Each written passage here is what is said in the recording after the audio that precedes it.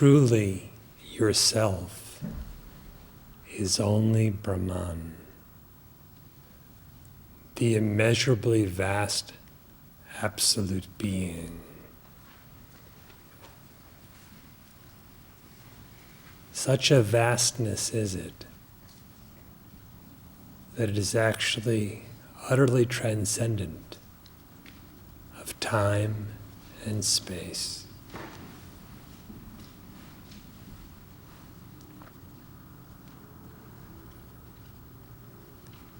It is eternal and truly infinite.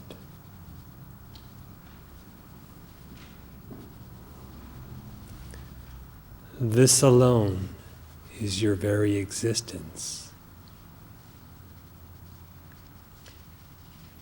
And apart from that existence, or different from that existence, there is no other existence for you or for anything else.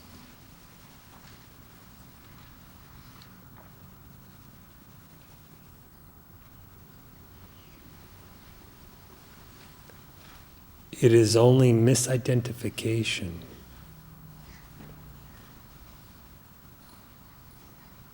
that seems to overlook this nature of the Brahman self, and through imagination superimposes the limitations of what is not the self, what is not Brahman, upon yourself. This doesn't change your nature. Your real being is immutable and is never modified at any time.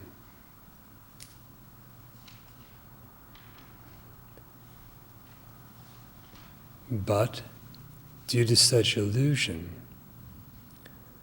where there is infinite being, consciousness, bliss, there seems to be an I, objects, ignorance, and suffering.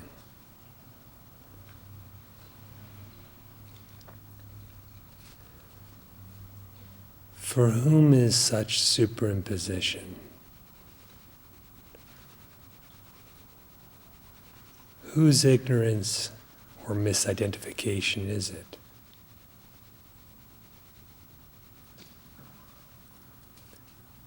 The idea that there is someone for whom it is itself the misidentification.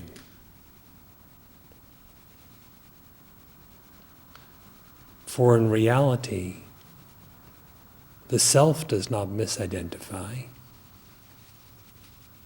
In reality, nothing is superimposed upon Brahman. It remains ever just as it is, infinite and perfectly full.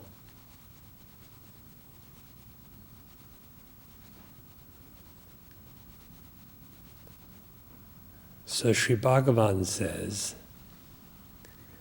that all other thoughts, that is to say, all concepts of differentiation, start with the notion I.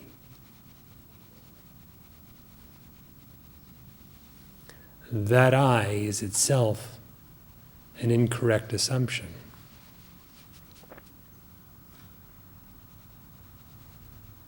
And whatever is based upon it is similarly not true.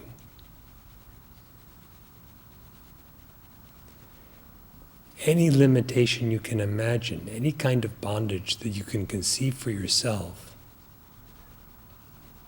is based completely on this notion, I. While the I itself is merely an imagined superimposition upon the vast, absolute existence of Brahman, the real self.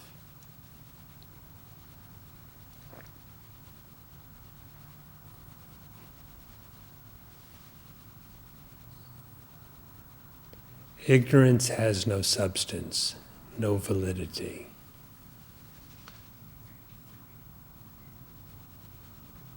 Yet belief in it gives rise to the experience of bondage. It is pseudo-bondage. But when in it, one doesn't know that.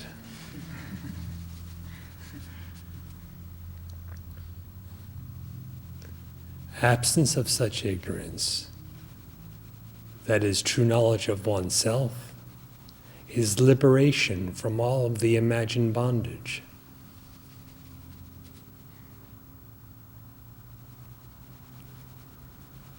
How is liberation brought about?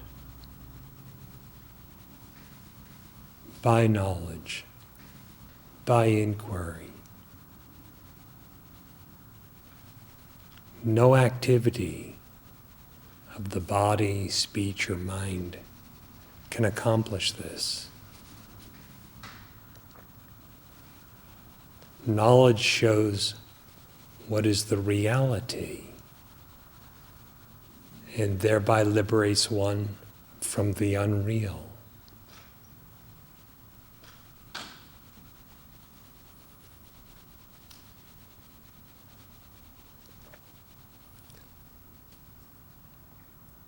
How to attain this knowledge?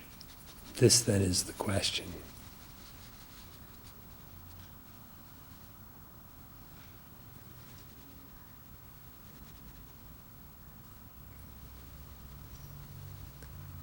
The knowledge is actually innate, and it will shine in your own experience fully, without the least trace of obscuration, as soon as the misidentifications are abandoned.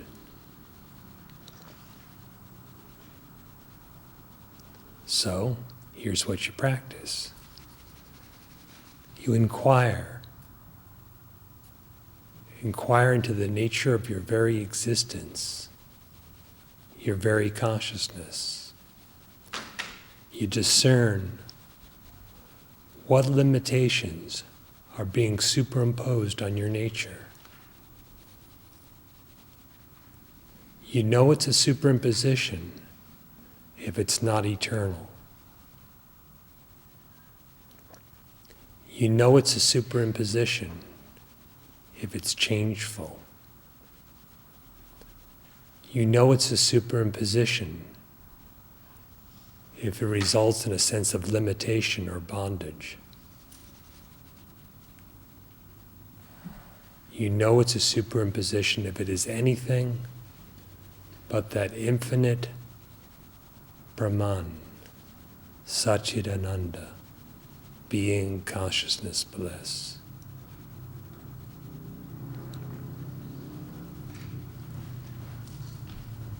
Discern such misidentifications, and then inquire as to who am I, and realize what you truly are. The moment you discern fully that ignorance is ignorance, it ceases to exist. Such is the nature of Maya, or illusion.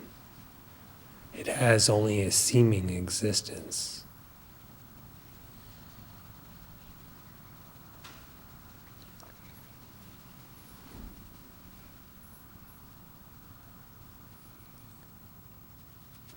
The ignorant one himself does not actually exist.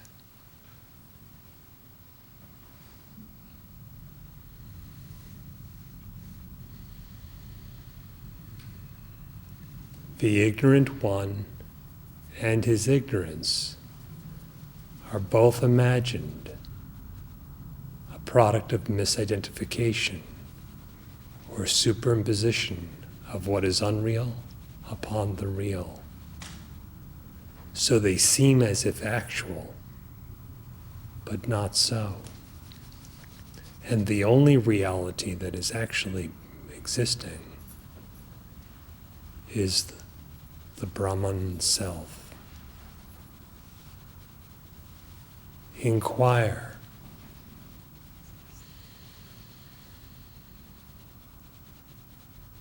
Inquire in the deepest recesses of your own nature as to what truly you are.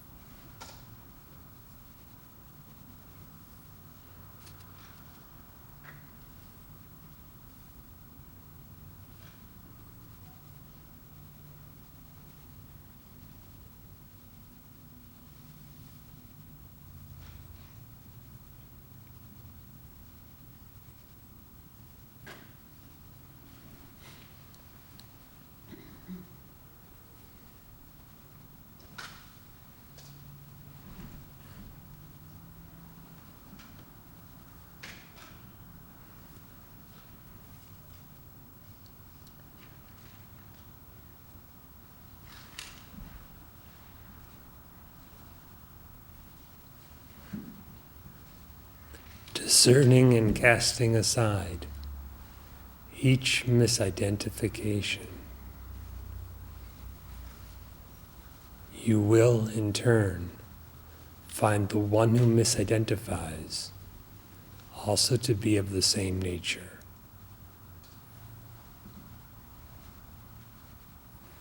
What exists is one self, Brahman. And that eternally is, just as it is.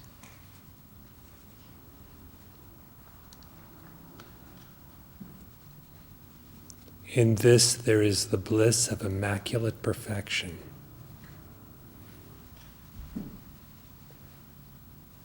The immortality of eternal being. It is the knowledge of the self-luminous consciousness.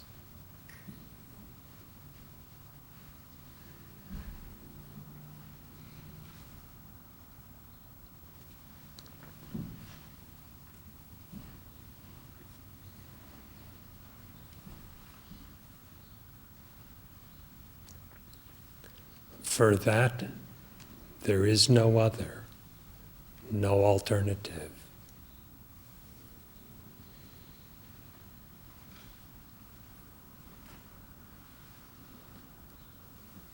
If you think otherwise, even by a trace, inquire to know the nature of that thinker.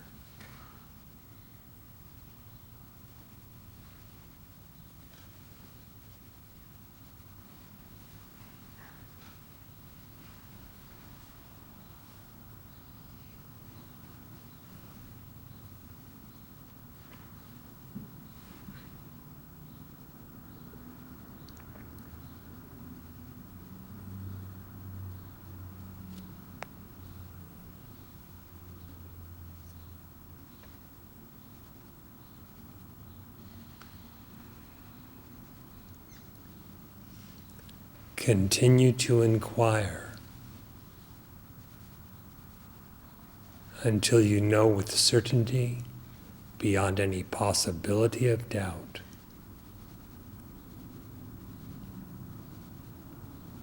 that the immeasurably vast Brahman is the only reality, and that the only self.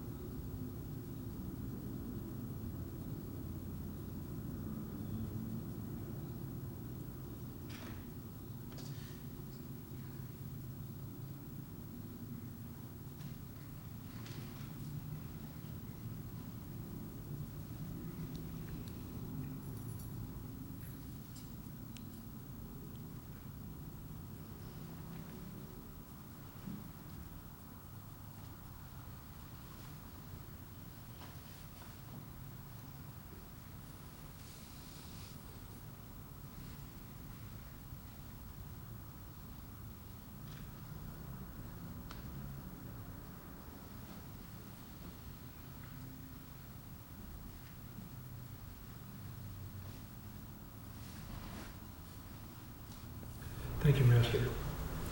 Something you didn't address in your discourse, being at a lower level, but it's curious. There is a spiritual urge which is very, very beneficial at a stage. And just to simply characterize it, I might call it the urge to repair.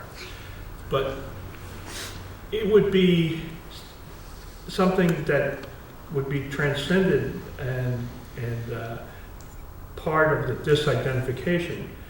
But does it just consume itself if purely followed, or is it really actually something to disidentify from?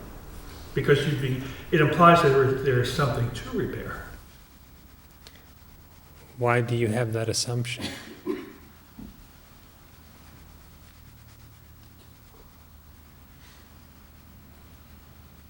Well, with gross misidentifications, you could consider successfully releasing them as a kind of repair. So if there is any sign of imperfection, there's a natural yearning to find perfection or to return to it. It's an intuition of your actual nature, isn't it? So would it consume itself, or would it actually have to be let go of consciously? Trace the feeling to its nature.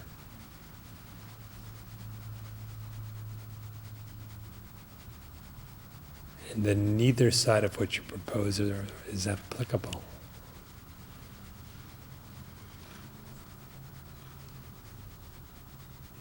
If it is an intuition of the innate perfection or perfect fullness of the self, and that indeed is your natural state, which is why you wish to find it, or return to it, or wake up to it,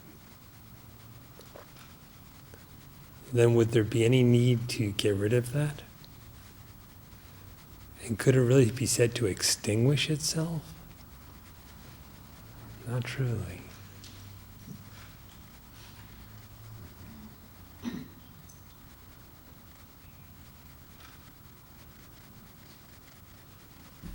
Yet it is possible to realize the truth in which no imperfection needs any repair.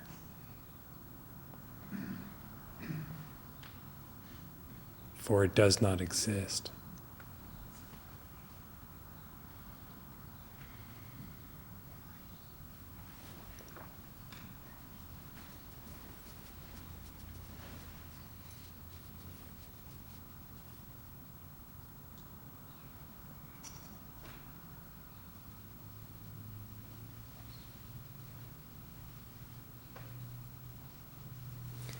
If you are limited, you must pull off those limitations. But are you truly limited to begin with?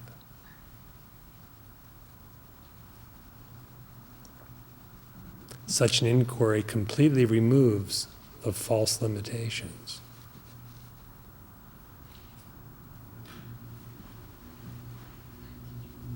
And furthermore shows that they never actually came to be.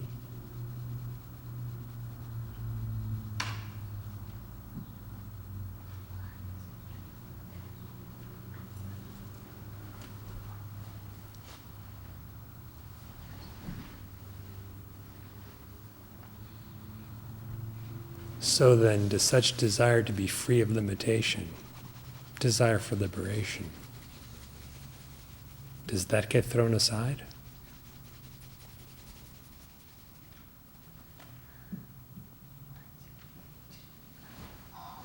Fulfilled would be a better term.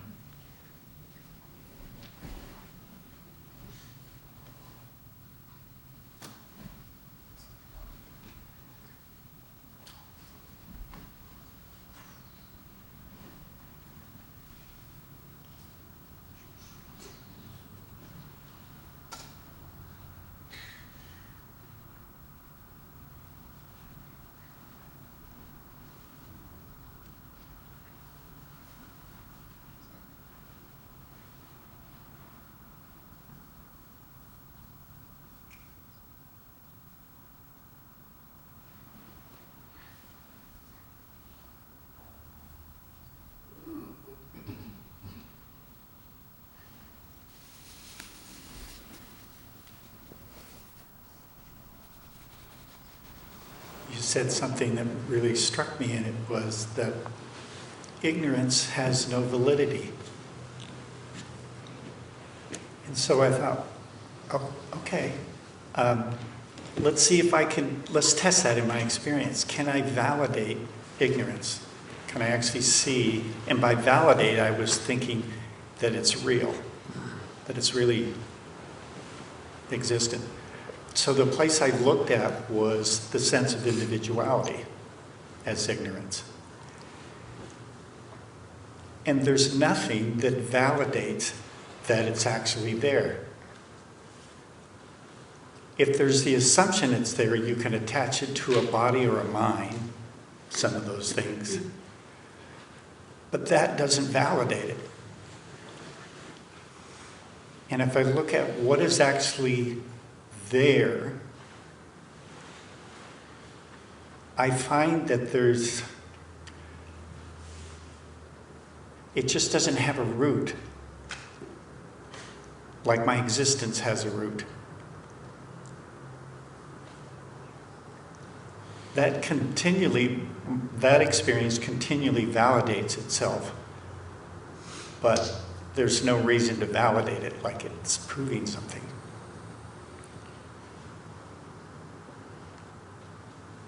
And so that phrase that you said,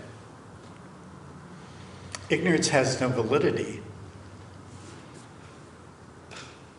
like so many things that you say during a satsang, any one of those is an entry point to reality.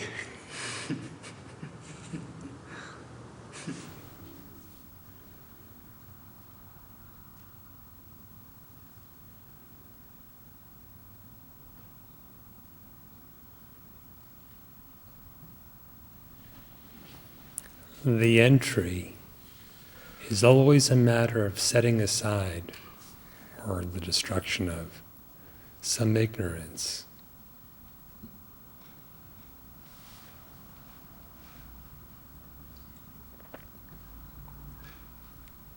Then you find that you already are within where you want to be. Indeed, you are the place itself.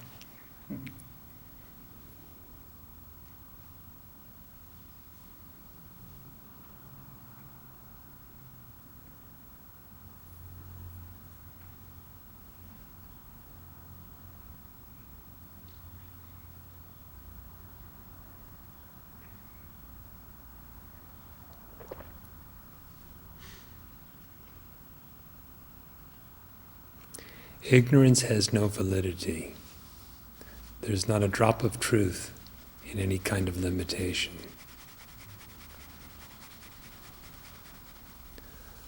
The seeming solidity to ignorance is entirely borrowed from one's own reality.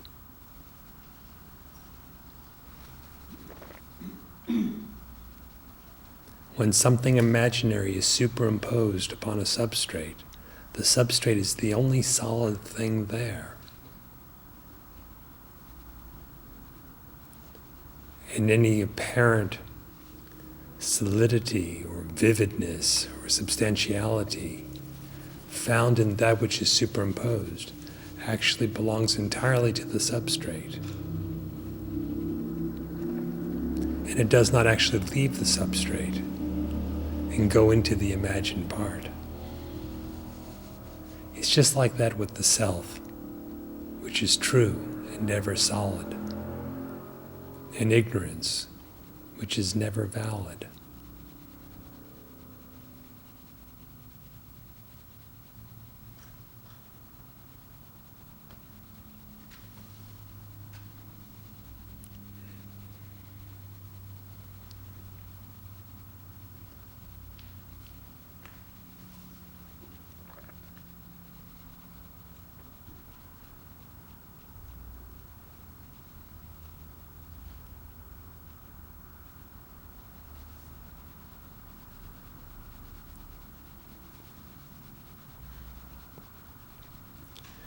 We should perceive the falseness of ignorance from top to bottom.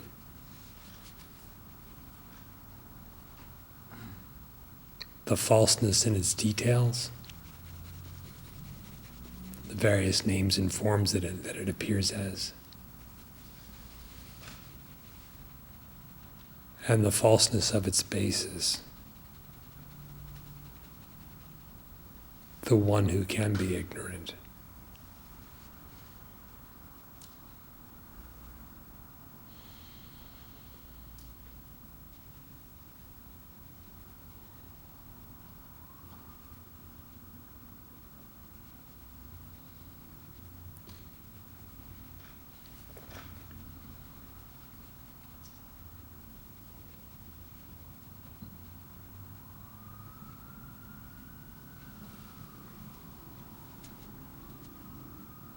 That prompts the question, can I be ignorant?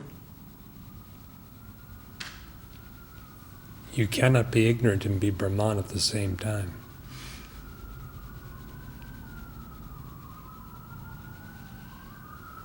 Because if I look at the I, that I would say the one that is ignorant, that's not another I. So if it's not another I, there isn't.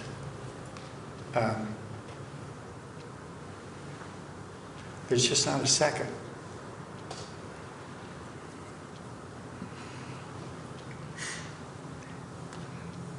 And that's the invalid assumption of individuality.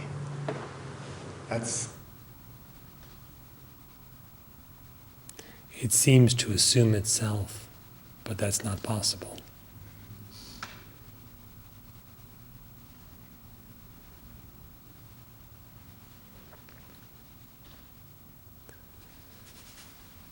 The ego, or I, is not truly the knower, which is pure consciousness. Since it is not the knower, it can neither know other things, nor can it know itself.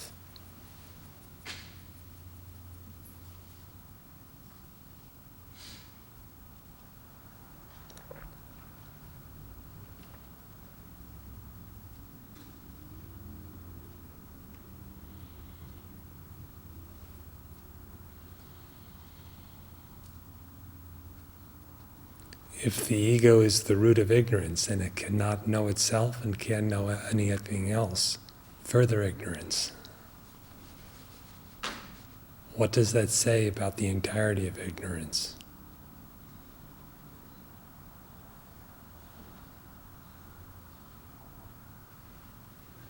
The experience says it's not there.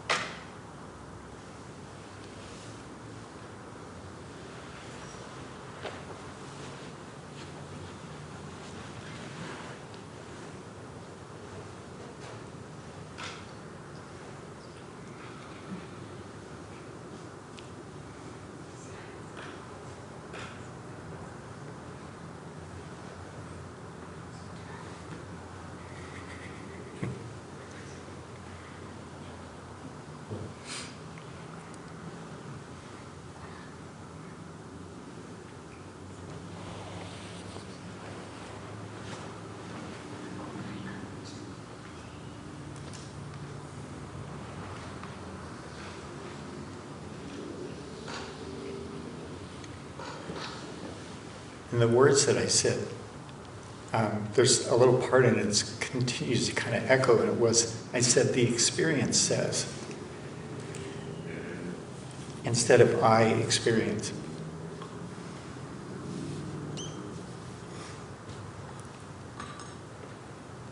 So I was meditating, what was actually That's not the way I normally say something. So was there anything there? And what the experience behind it is that I is not an experience like an individual I is experienced. That's actually experienced like an object. But the experience that knows that there is no ignorance is not an experience in itself as an object. There's no objectivity in that. So I think that's why those words were said that way, because that's more akin to what I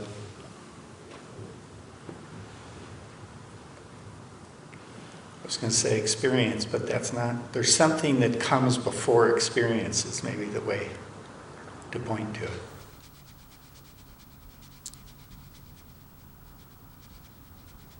The self is a matter of direct or immediate experience, which is non-objective.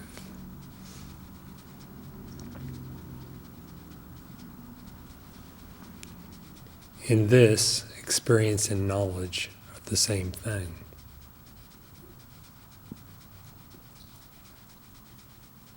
And that experiential knowledge is identical with one's being.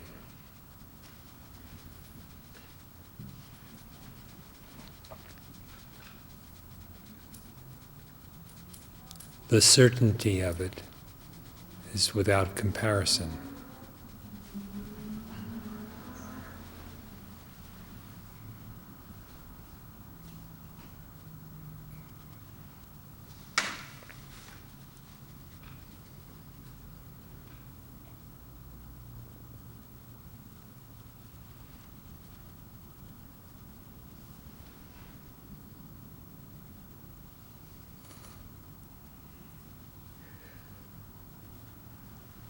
The more deeply you inquire into the one who is ignorant, who is the basis of ignorance, who is the one who appears in the various guises of the names and forms of ignorance, the more deeply you inquire into him, the more you discover he's absent.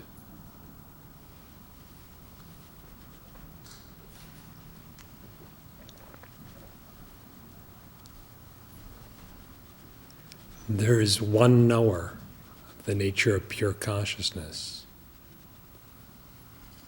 There is one self.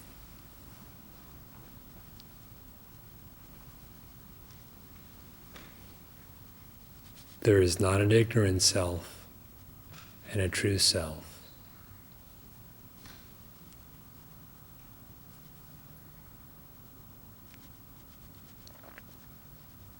There is no second knowing entity. Consciousness is the only knower.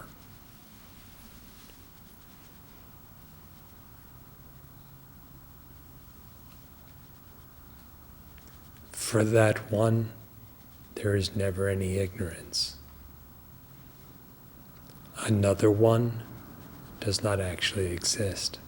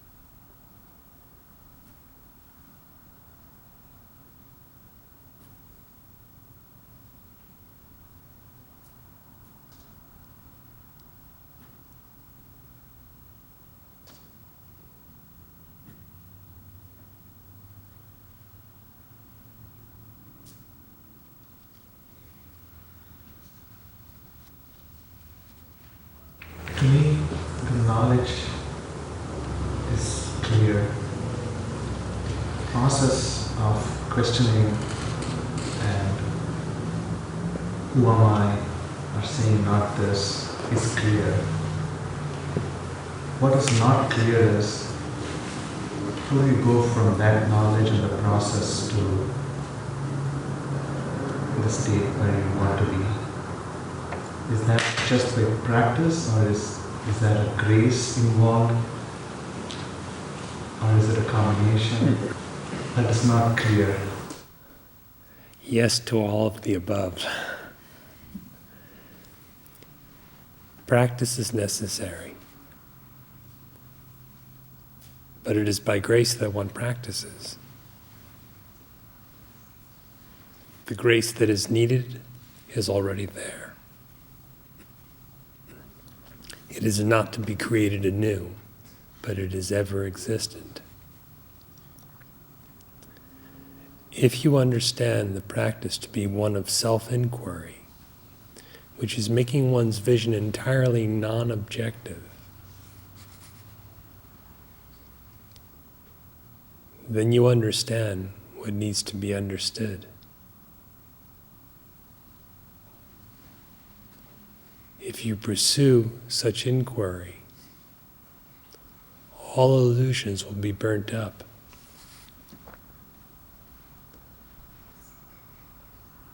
What now appears as a process is actually the end itself, shining in your present state. The end appears as the means. The knowledge appears as the inquiry.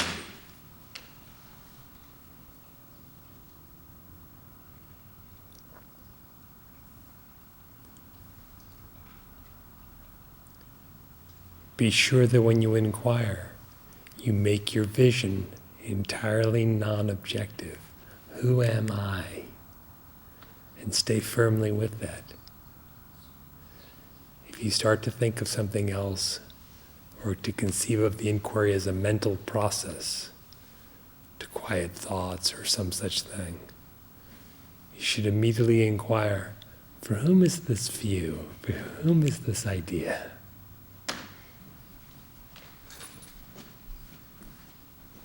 And thereby dive deep to abide as what the Maharshi refers to as the heart. That is the self-existent, quintessential being.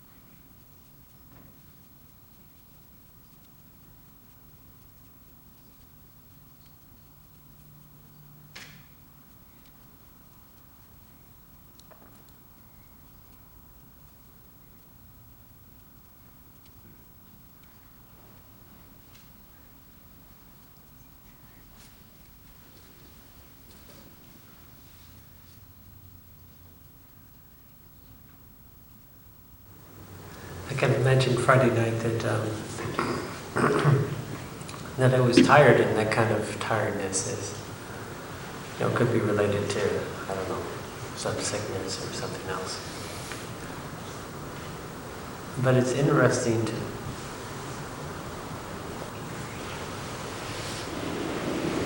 try to inquire when the mental faculty is not sharp. And I'm not sure if it makes a difference, actually. I mean, in a certain sense, to understand and to retain concepts is harder. But inquiry isn't that.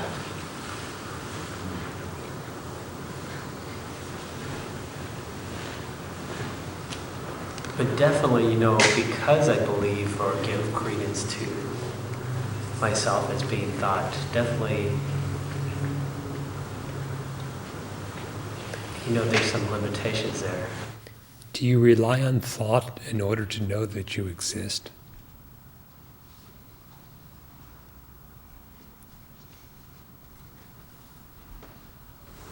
No. Not at all.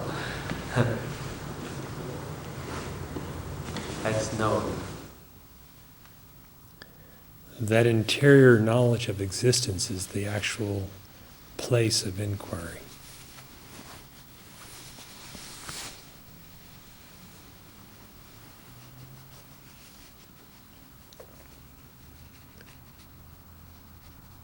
Physical tiredness or illness, mental fatigue, are inconsequential to the actual inquiry.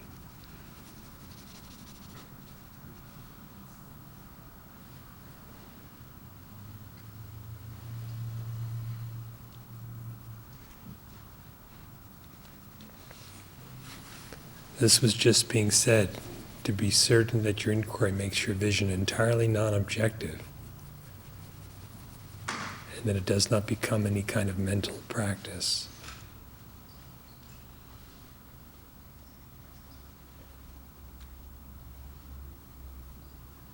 It is not a repositioning of one's thoughts, but a ceasing to misidentify with any thought.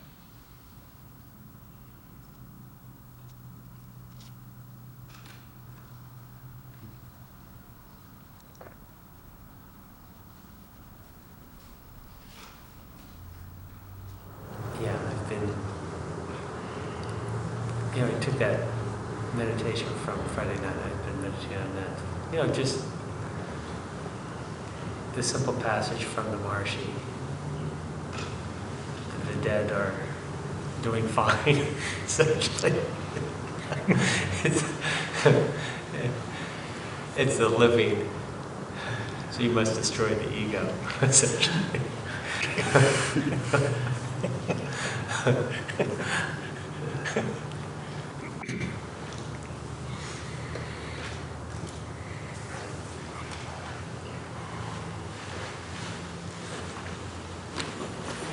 And any outgrowths of the ego as well.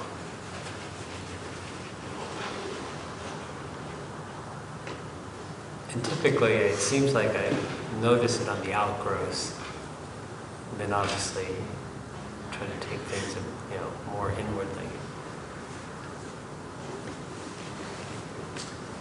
And you mentioned something like in your discourse about inquiry, about inquire into the Sat-Chit.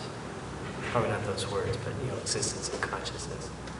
And then remove the objectivity or misidentification. And it wouldn't matter what order you would do that. It seems like the real thing, I'm just kind of thinking because it seems similar, right? Because to notice those misidentifications seems like it partakes of that inquiry already.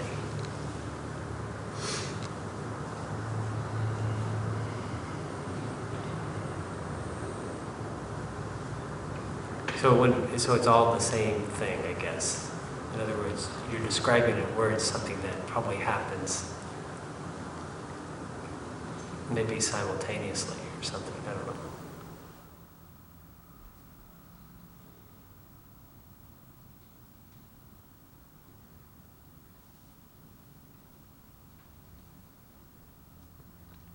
The desire to be free, the power that discerns where there's delusion, the light by which one eliminates the delusion, sees his way clear, and the absolute being that thus remains are all one and the same thing.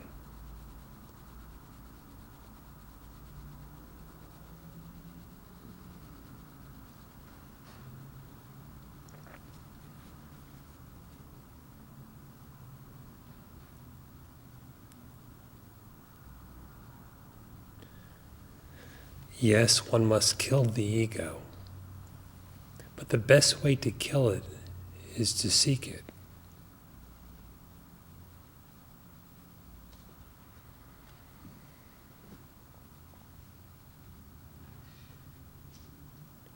Finding it to be unreal is complete death.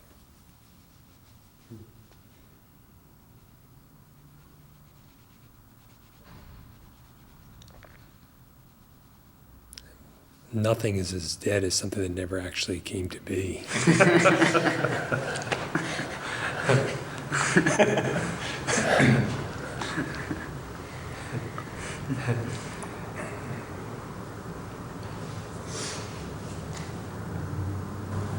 Yeah, it's all inverted, I guess. What we believe in as life has to be a question.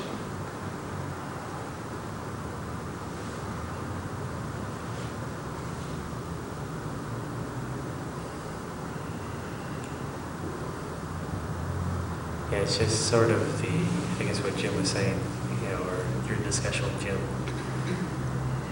This, just merging somehow this reality with the body. But how does such merge? How can we combine the real and the unreal?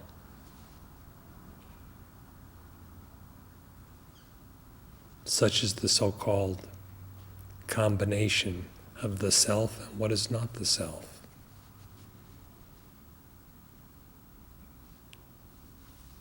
Okay, because when you first asked that question, I kind of thought, okay, it seems like maybe there's no combination. In other words, it's just believed to be a combination, but is there a combination? In other words, is there an unreality there? Can you combine the unreal and the real?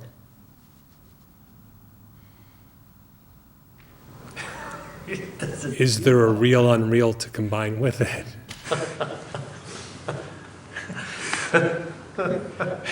Keep going in this direction, you ask, is the idea of a combination, is that real or unreal? Well, I was just thinking, like, if you making something, like mixing a recipe, and they say take non-existent ingredients and throw them into the bowl and mix it up.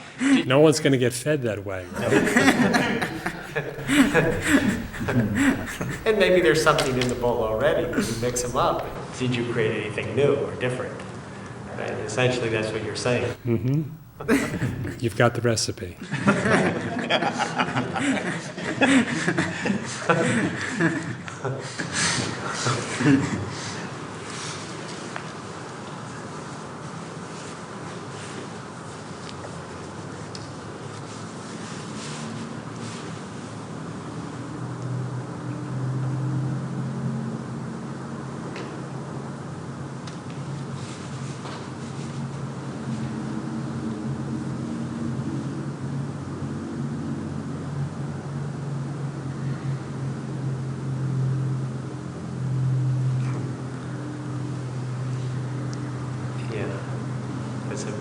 forget.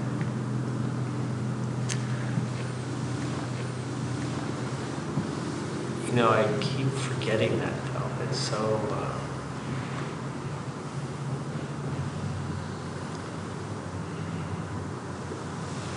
But even, you know, is what you're just saying though, is that one who forgets, or keep pointing to, I should say.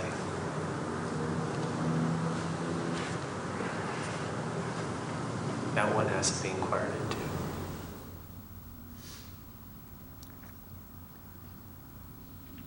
If one forgets his real nature, he has to remember.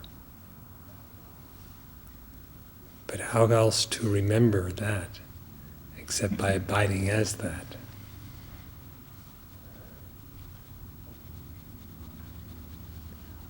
This being so, there is no actual forgetfulness or remembrance.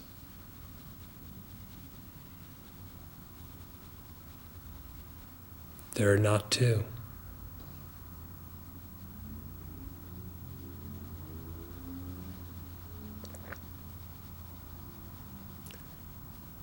The idea that the self is remembered or forgotten by another self should be questioned.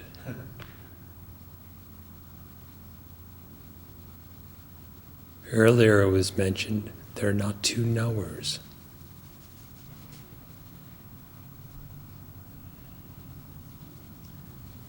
So an individual can neither remember nor forget.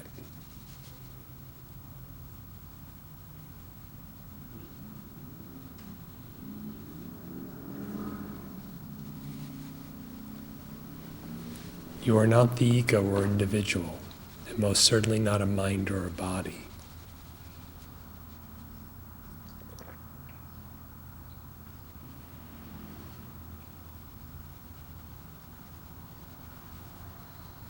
This knowledge gets rid of the entire recipe.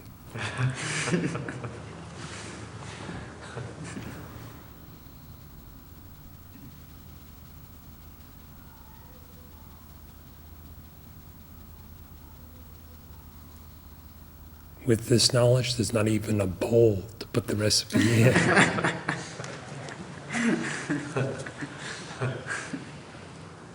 The cook gets laid off permanently. The cook gets cooked.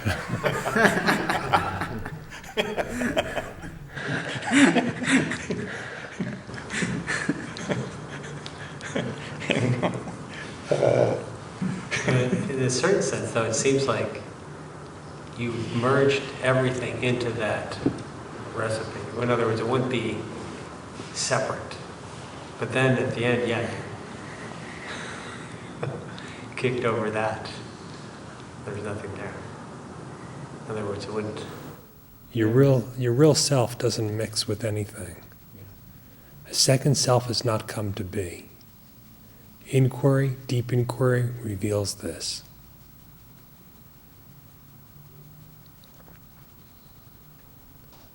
Where there is no second self or ego notion, there is similarly no world notion.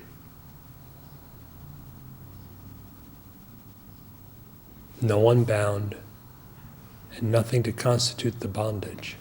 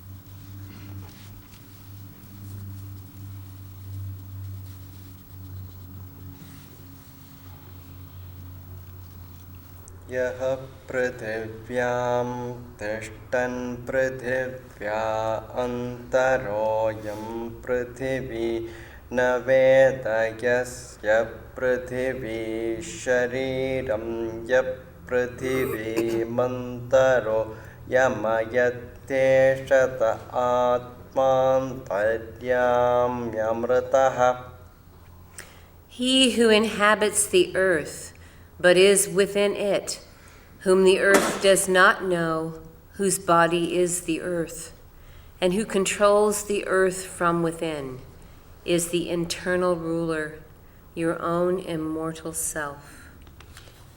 Yopsutishtanadhyontaro yamapona viduryasyapaha shariram yopontaro yamayateshata atmantaryamyamritaha. He who inhabits darkness, but is within it, whom darkness does not know, whose body is darkness, and who controls darkness from within, is the internal ruler, your own immortal self.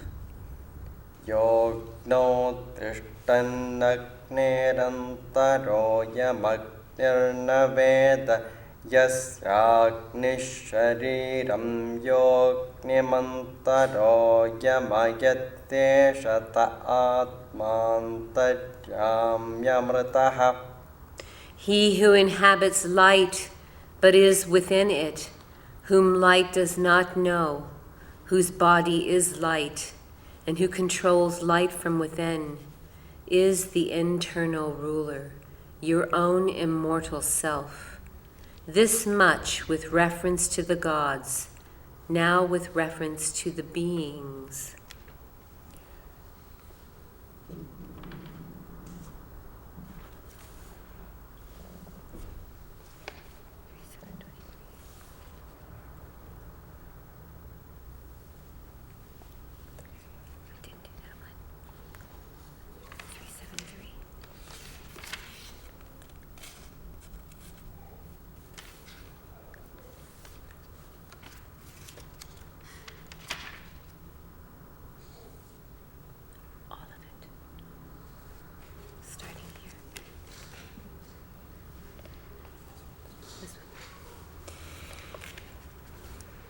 Yontarikshe tishtannantarikshaadantaro yamantariksham na veda yasyantariksham shariram yoantarikshamantaro yamayateshata atmantaryamyamritaha.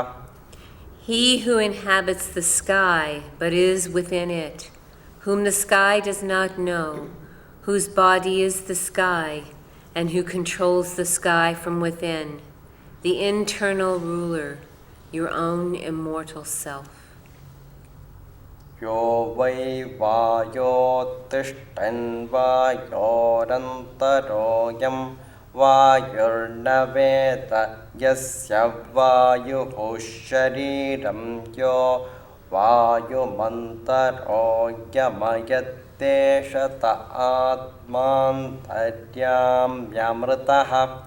He who inhabits air but is within it, whom air does not know, whose body is air, and who controls air from within, is the internal ruler, your own immortal self. Yo divit tishtan divo antaro yam dyornaveda yasya dyohu shariram yo divamantaro yamayateshata atmantaryamyamritaha. He who inhabits heaven but is within it, whom heaven does not know, whose body is heaven, and who controls heaven from within, is the internal ruler, your own immortal self. Ya aditya tishtan adityadantaro yamadityo naveda यस्यादित्यः शरीरं य आदित्यमन्तरो यमयत्तेष त आत्मान्तर्याम्यमृतः. He who inhabits the sun, but is within it, whom the sun does not know, whose body is the sun, and who controls the sun from within, is the internal ruler, your own immortal self. यो दिक्षुस्तिष्ठन् दिग्भ्योऽन्तरो यं दिशो न विदुर्यस्य दिशः शरीरं यो दिशोऽन्तरो यमयत्तेष त आत्मान्तर्याम्यमृतः. He who inhabits the quarters, but is within them, who the quarters do not know, whose body is the quarters, and who controls the quarters from within, is the internal ruler, your own immortal self. यश्चन्द्रतारके स्तिष्ठगंश्चन्द्रतारकादन्तरोऽयं चन्द्रतारकं न वेद यस्य चन्द्रतारकं शरीरं यश्चन्द्रतारको कमन्तरो यमयत्तेष त आत्मान्तर्याम्यमृतः. He who inhabits the moon and stars, but is within them, whom the moon and stars do not know, whose body is the moon and stars, and who controls the moon and stars from within, is the internal ruler, your own immortal self. य आकाशे तिष्ठन्नाकाशादन्तरोऽयम् आकाशो न वेद यस्याकाशः शरीरं य आकाशमन्तरो यमयत्तेष त आत्मान्तर्याम्यमृतः. He who inhabits the ether, but is within it, whom the ether does not know, whose body is the ether, and who controls the ether from within, is the internal ruler, your own immortal self. यस्तमसिस्तिष्ठगं तमसोऽन्तरो यं तमो न वेद यस्य तमः शरीरं यस्तमोऽन्तरो यमयत्तेष त आत्मान्तर्याम्यमृतः. He who inhabits darkness, but is within it, whom darkness does not know, whose body is darkness, and who controls darkness from within, is the internal ruler, your own immortal self.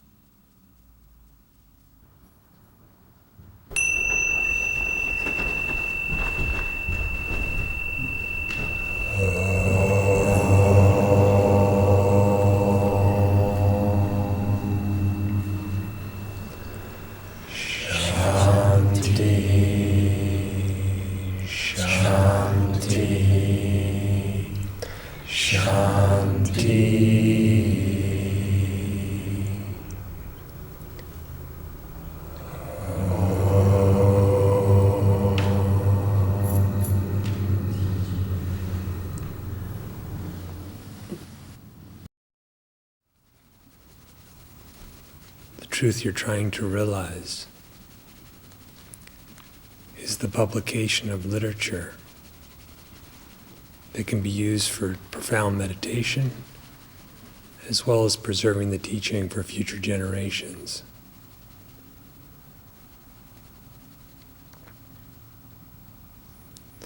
We have fortunately been able to bring forth another book.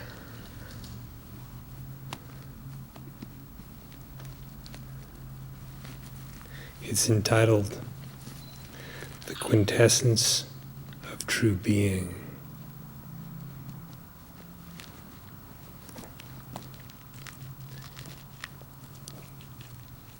It's probably best read by those who are deeply inquiring and who have some familiarity read through the works entitled Self-Knowledge and the book that bears a very long title, Saddarshanam and an Inquiry into the Revelation of Truth in Oneself.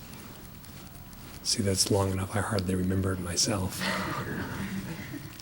It was amazing we could fit that on one cover.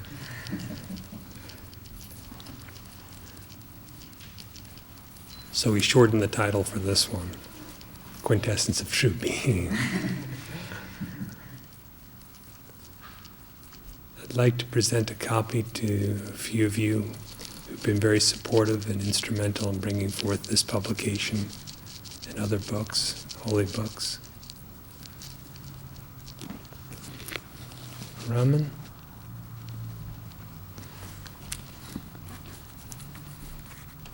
Sangeeta's not here, so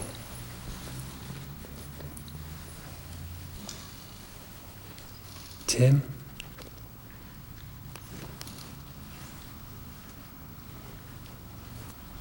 Myra is not here, but please bring her a copy.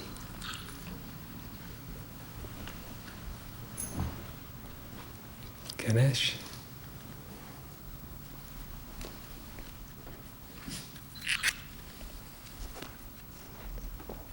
Jim?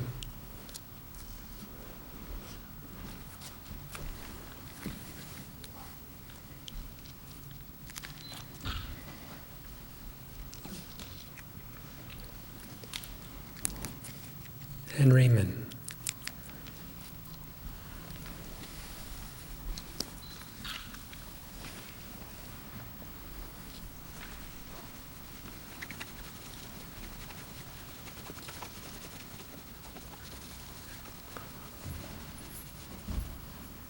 And Raman will make more copies of them available downstairs for those of you who'd like to read it.